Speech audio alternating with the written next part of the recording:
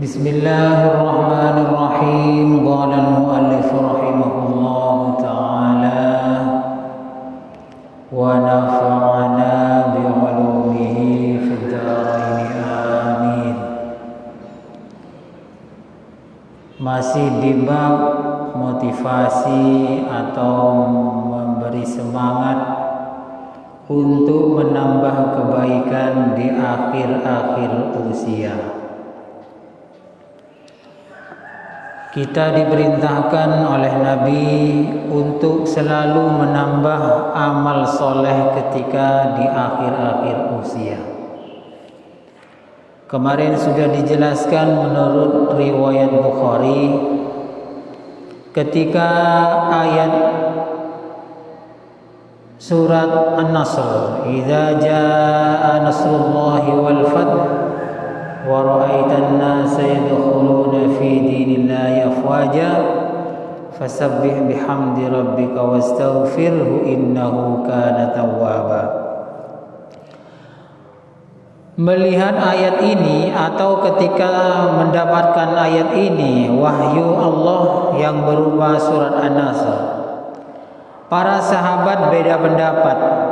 Ada sebagian sahabat itu merasa bahwa diperintah untuk membaca alhamdulillah, membaca istighfar. Ini golongannya sahabat yang pemahaman agamanya tidak dalam atau cara berpikirnya itu pendek.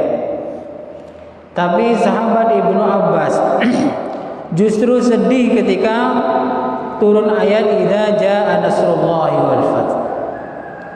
Kenapa? Karena Ibnu Abbas berpikir bahwa Nabi Muhammad akan meninggal dunia. Beda sahabat, beda pikiran, beda kecerdasan, beda pendapatnya. Sama ya, semua manusia di dunia ini ketika melihat sesuatu itu biasanya beda-beda. Ada yang melihat dengan matanya kemudian berpendapat padahal salah. Ada yang melihat sesuatu itu dengan pikirannya. Nah, ini yang biasanya yang benar. Nah, di sini sahabat Ibnu Abbas ini berpikir bahwa Nabi Muhammad akan segera meninggal dunia. Karena ini tanda-tanda ajalnya Nabi Muhammad sudah sampai pada waktunya. Jadi di sini sahabat sahabat Umar sependapat dengan sahabat Ibnu Abbas. Ayat ini menunjukkan bahwa Nabi Muhammad sebentar lagi akan diambil oleh Allah Subhanahu wa taala. Di ayat yang lain, al-yauma akmaltu lakum dinakum ila akhirih.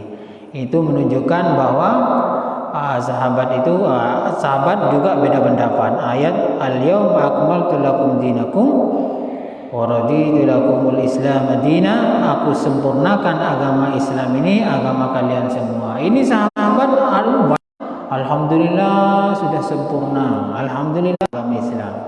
Sahabat yang betul-betul dalam hatinya, luas pikirannya, malah menangis. Nah, jadi begitu ya, semua manusia itu begitu. Ada yang seperti ini ya, ketika Amit ya Nun Sewu, ada ketika ada calon-calon dari DPR atau siapa saja didatangi kita, datang dikasih uang, senang kita. Bagi kebanyakan orang begitu, senang ada bingkisan, ada uang, ada ini, senang. Itu kaum orang awam begitu. Tapi kalau orang yang berpikir yang luas, sedih. Sedihnya kenapa? Ya non sewu ya, namanya mengeluarkan modal banyak, pasti ingin mengembalikan lebih banyak lagi, kan begitu. Sedihnya lagi, uangnya itu dari mana? Nah, kemudian dikit-dikit ya korupsi begitu. Ini beda pikiran, beda pemahaman ketika pikirannya tidak sama. Kalau orang awam memang langsung senang dikasih uang, kadang malah minta mana uangnya, badapakan, nah, begitu. Monsol kungkoro salawat tak mati, mau tambahi selabet, nah, begitu. Ini orang awam. Tapi kalau orang betul-betul alim, betul-betul hatinya luas, pikirannya beda. Tidak mau itu, malah berpikir ini uang dari mana. Kalaupun nanti berhasil, bawahnya jadi pejabat, pasti akan ingin mengembalikan modalnya yang diberikan kepada orang lain itu untuk kembali lebih banyak lagi. Di sini juga begitu, ketika para sahabat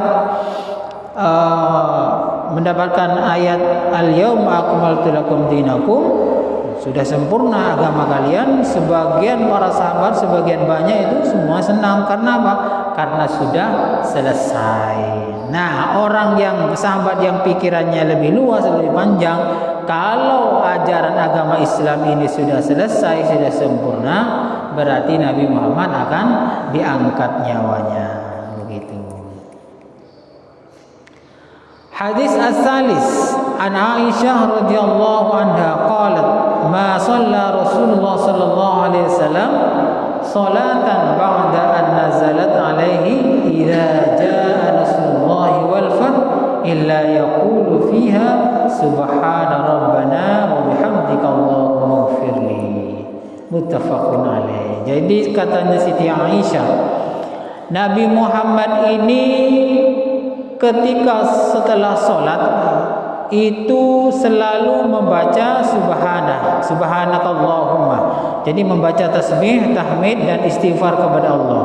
Setelah turun ayat idza jaa nasrullahi wal fath, Nabi Muhammad ini selalu memperbanyak membaca tasbih, tahmid dan istighfar setelah sholat ya, dan juga di dalam sholat. Ini berarti kenapa Nabi Muhammad di akhir usianya itu semakin memperbanyak membaca tasbih, tahmid dan istighfar. Subhanallah walhamdulillah astaghfirullah. Itu Nabi Muhammad. Jadi kita ini juga harus niru. Di akhir-akhir usia ini kita ini disuruh memperbanyak amalan soleh. Kalau Nabi Muhammad di sini riwayat muttafaqun alaih menambah bacaan tasbih, subhanallah, alhamdulillah, astaghfirullah. Wa fi riwayatin fi sahihaini, dalam riwayat lain kana Rasulullah sallallahu alaihi wasallam yuksiru ay yaqula fi ruku'ihi wa sujudihi subhanakallahumma rabbana wa bihamdika allahumma ighfirli yata'awwalul Quran. Nah, kalau riwayat lain Nabi Muhammad itu sering membaca subhanallah walhamdulillah astaghfirullah itu ketika sujud dan ruku. Ini dalam riwayat lain. Kalau yang tadi kan enggak. Nah, kalau tadi kan riwayat muttafaqun alaih yang tadi adalah setiap salat. Jadi setiap salat Rasulullah memperbanyak. Kalau di sini dia lebih khusus lagi, yaitu ketika ruku dan sujud. Dia ta'awwalul Quran karena untuk mengamalkan isinya Al-Quran.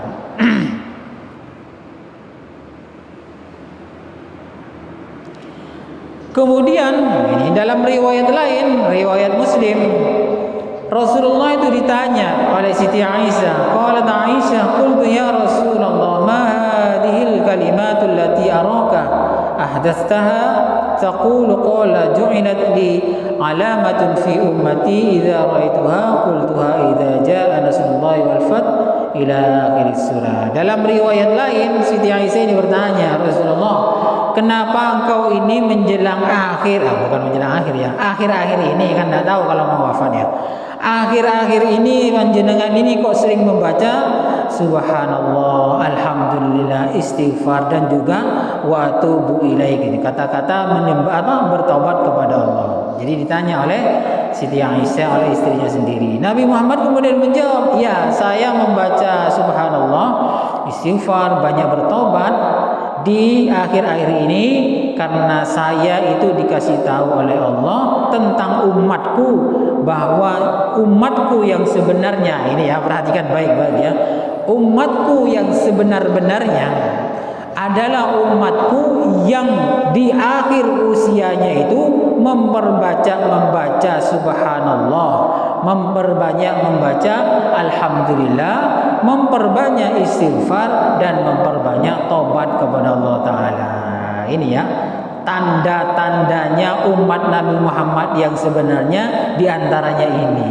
Nah, kita ini masuk umat Nabi Muhammad yang sesungguhnya, apa yang cuman sekedar ngaku-ngaku. Makanya di akhir-akhir usia ini kita memperbanyak membaca subhanallah, astagfirullah, alhamdulillah, dan banyak bertobat. Karena itu tanda-tandanya bahwa orang yang membaca semua yang tadi itu adalah umatnya Nabi Muhammad yang sebenarnya. Jadi mulai sekarang memperbanyak ya. Makanya apa ya, kalau habis sholat itu baca itu ya, tidak usah apa ya, tidak usah mengutamakan amalan yang lain ya. Utamakan amalan dari Nabi Muhammad SAW, baru yang lain. Kan baca setelah sholat apa? Subhanallah, subhanallah, subhanallah, alhamdulillah, alhamdulillah, Allahu Akbar, Allahu Akbar. Kemudian ada juga pertamanya astagfirullahaladzim wa atubu ilaihi, dan segala macam bacaan yang lain. Jadi lebih utama ini ya. Ini pertanda bahwa kita ini betul-betul umatnya Nabi Muhammad. Membaca yang lain bagaimana? Ya ada apa-apa, cuman lebih utama ini. Kalau umpama sarung ya, saya jelaskan kemarin sudah sering ya, kalau yang baca seperti ini berarti pakai sarung BHS Langiri. Kalau yang baca yang selainnya ini ya pakai sarung Atlas, Gajah Duduk ya Wadimor ya, seperti itu. Tidak apa-apa juga, sah juga umpamanya sholatnya kalau pakai sarung-sarung yang kurang begitu bagus. Kalau pakai sarung yang bagus, lebih bagus lagi ya lebih bagus lagi. Sama dengan ini, lebih mengutamakan amalan dari Nabi Muhammad daripada amalan yang selain dari Nabi Muhammad SAW.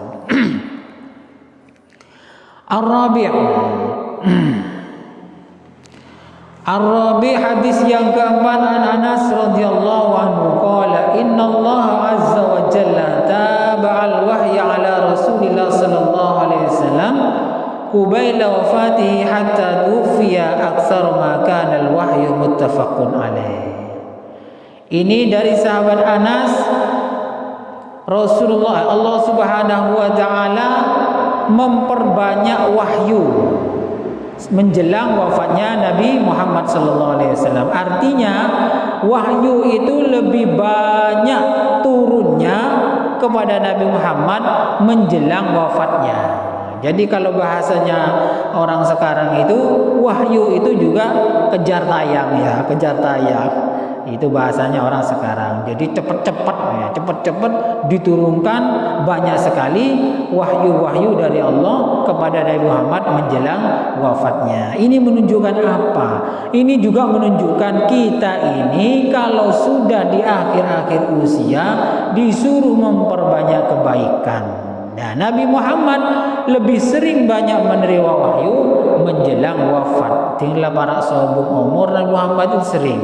Beberapa bulan sebelum Nabi Muhammad wafat, ini wahyu ini turunnya sering. Bahasanya orang sekarang kejar tayang wahyu. Jadi kita juga begitu, jangan santai-santai, harus ditambah kebaikan kita di usia-usia yang akhir. Jangan menambah dosa. Makin lama kok tambah banyak dosanya. Semakin rajin merasani orang, jangan ya. Semakin rajin menyakiti hatinya orang. Ditahan ya. Kalau ingin menyakiti hati orang atau ngerasani orang, ditahan ya. Karena sudah di akhir-akhir usia kita. Kita tidak tahu kapan, besok, lusa, atau 2 bulan, 3 bulan, sama-sama tidak tahu. Jadi umpama saya dulu ini kan ahli dosa, sering melakukan dosa, sering melakukan maksiat, bagaimana? Ya, di sini kan sudah dijelaskan. Memperbanyak baca tasbih, baca alhamdulillah, baca istighfar, minta ampun kepada Allah, dan juga banyak bertaubat. Bertobat, yang dulu-dulu itu lupakan, tobat. Jadi tobat dari maksiat-maksiat yang dulu kita melakukan. Umpama dulu sering ngentetan, ngentetan, berhenti, tidak usah ya. Tidak usah ngentit aja ya.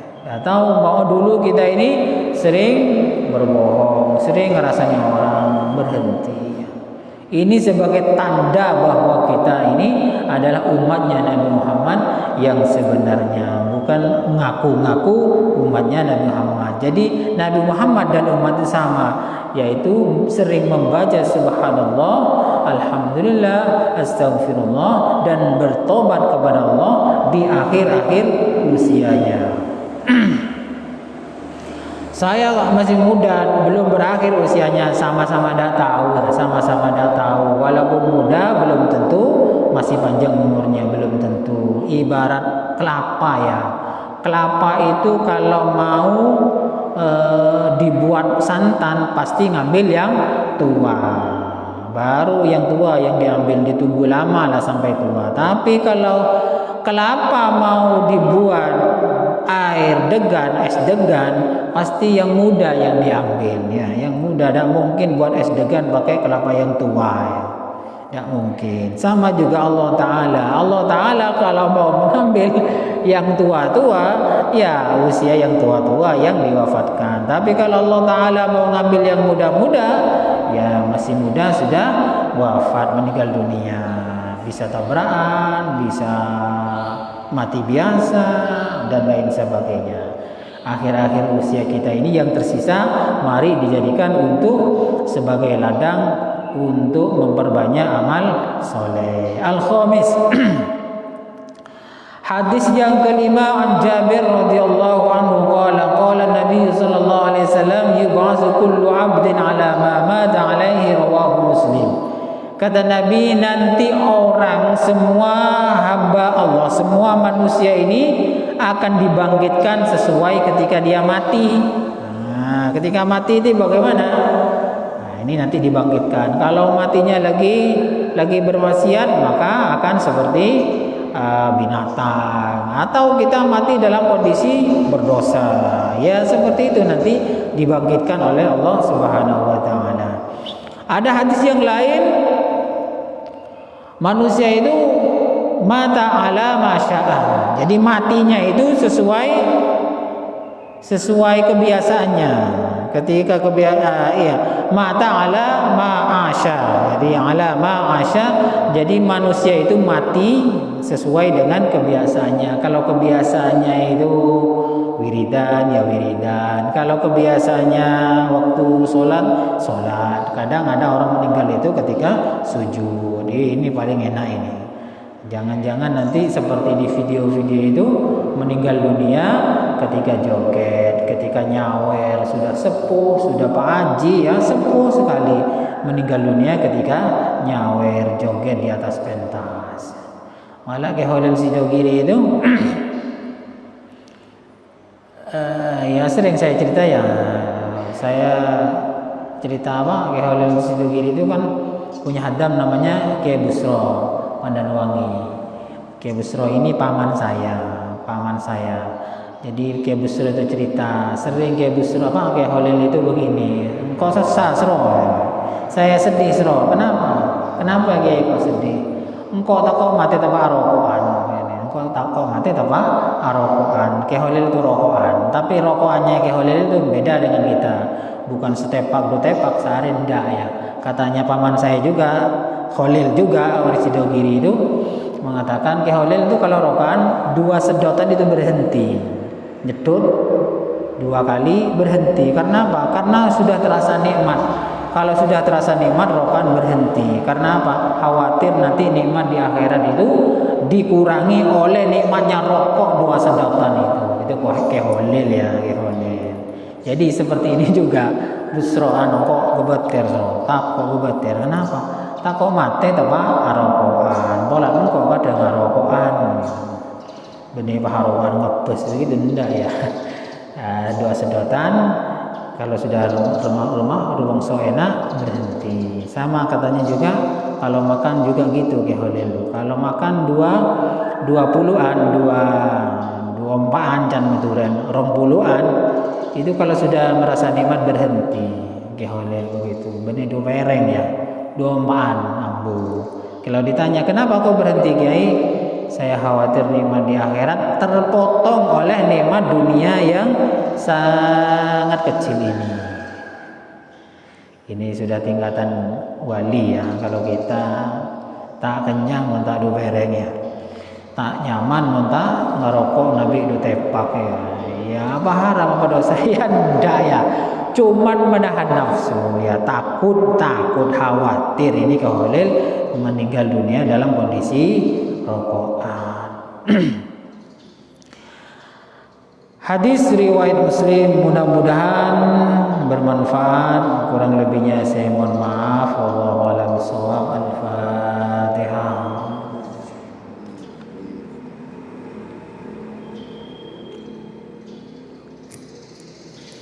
Assalamualaikum warahmatullahi wabarakatuh.